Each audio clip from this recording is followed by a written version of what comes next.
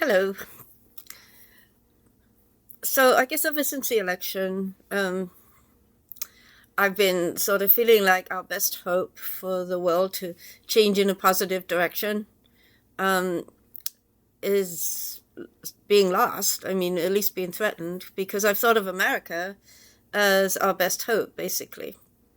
Um, but then after several weeks and even months now of thinking about it and worrying about it, I finally came to the conclusion, who am I to judge if Americans actually want to have somebody in power who they feel is going to try to help them economically? It doesn't matter whether I believe that that's going to happen or not, but who am I to judge? And then I sort of started to realize, well, America may stay like this, for a long time. And what does that mean? And that finally, then I realized actually, instead of worrying about America, I should stop thinking on a national level. And then things started to sort of feel a lot better.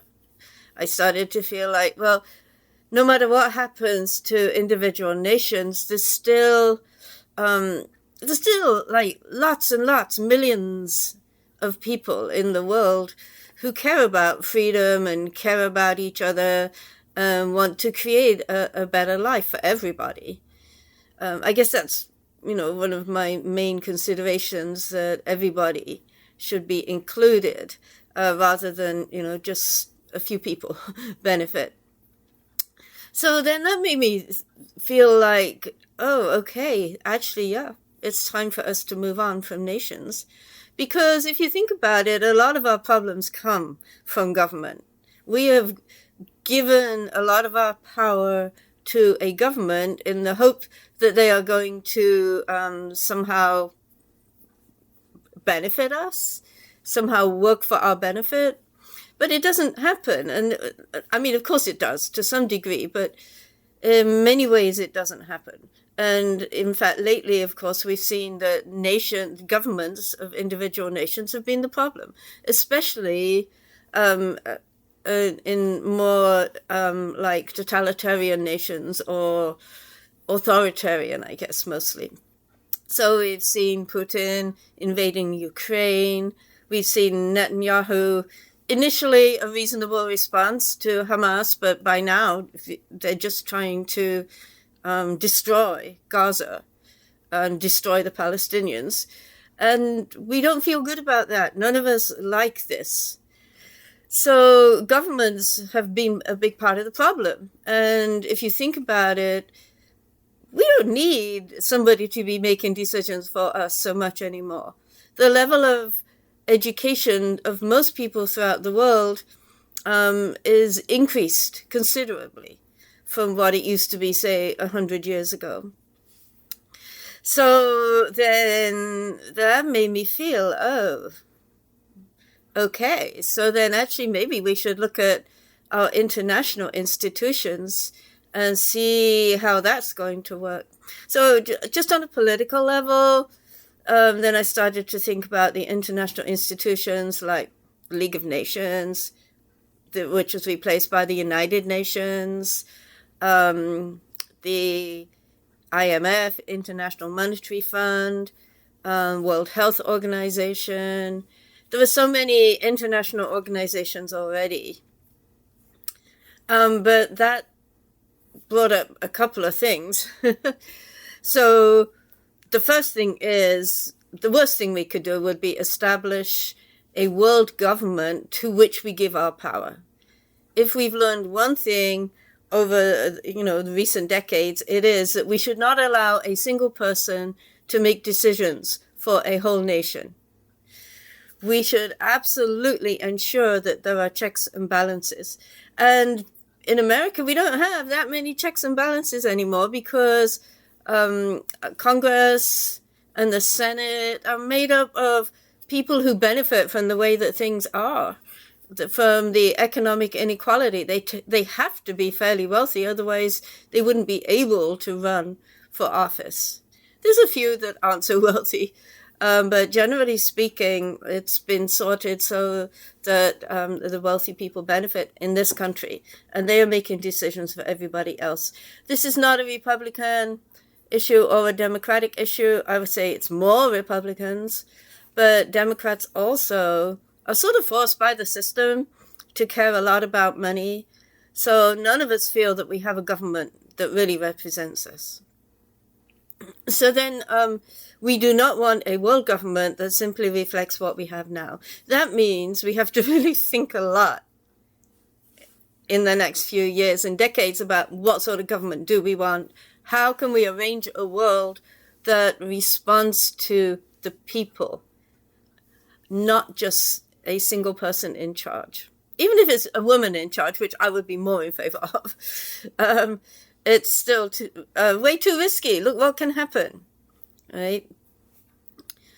So then I was thinking, in the era of colonialism, European nations went out and basically colonized other nations, just took them over, and they didn't respect the people. And there were huge abuses visited on the people of these other nations. And then I was thinking, well, actually, Britain and Europe mostly learned their lesson, right? Britain, especially the British Empire, totally fell apart because people in that empire wanted freedom from Britain, and they got it. So Britain has had to learn its lesson. America has not yet learned its lesson.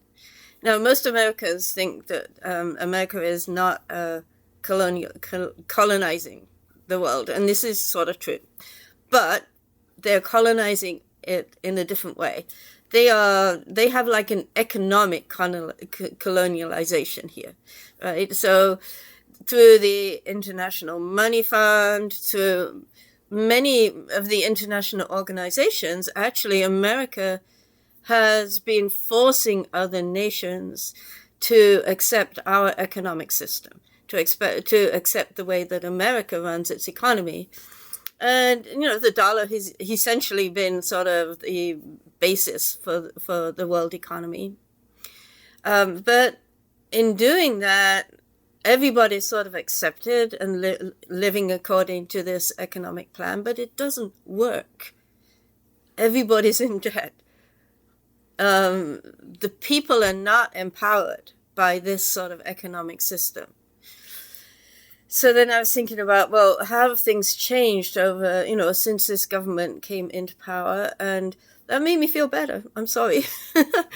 But America has stepped out of its leadership already. Already.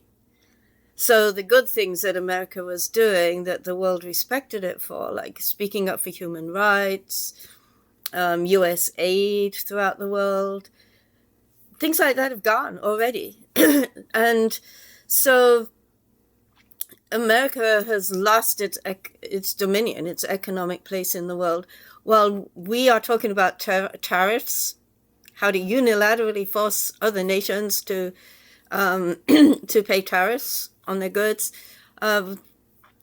What's happened is that the rest of the world is busy making deals between themselves, which are cutting out America. So, of course, Americans, when this really becomes clear to everybody's going to be angry, probably. But if you think about it, the effect on the world towards, like, moving towards a world government, for instance, it's very good. Because America will not be able to force itself and its model on the world anymore. And that's what would have happened, I think, if we hadn't had this government come in. So, like, for instance, America didn't even join the League of Nations, and that was set up after the First World War.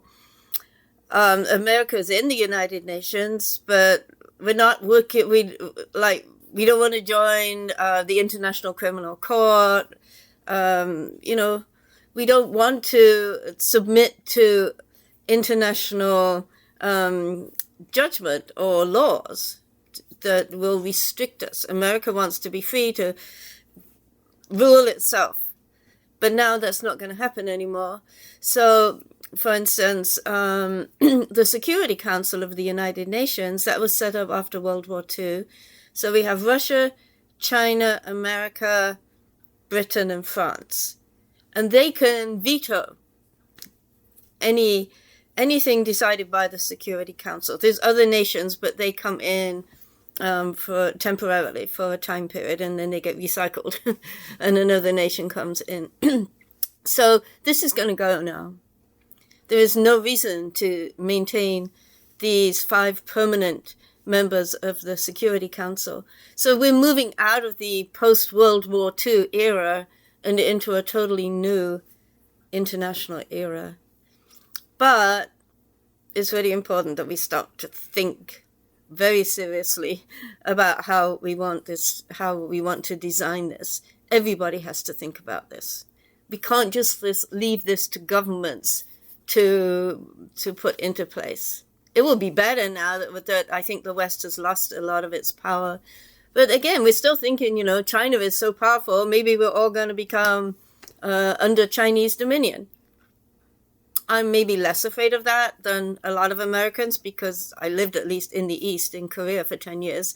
And I think Oriental thinking is very good. I mean, there's a lot of really good things about it. But still, again, we don't want to be dominated by any nation. We want to be, as a world, be free. So we have to start thinking on a world level. So I'm quite excited about that, finally. I've finally sort of accepted that this is a good thing that we're doing. There'll be a lot of pain and suffering, but there already is in this country and in the world. So let's get to it as quickly and as painlessly as we can.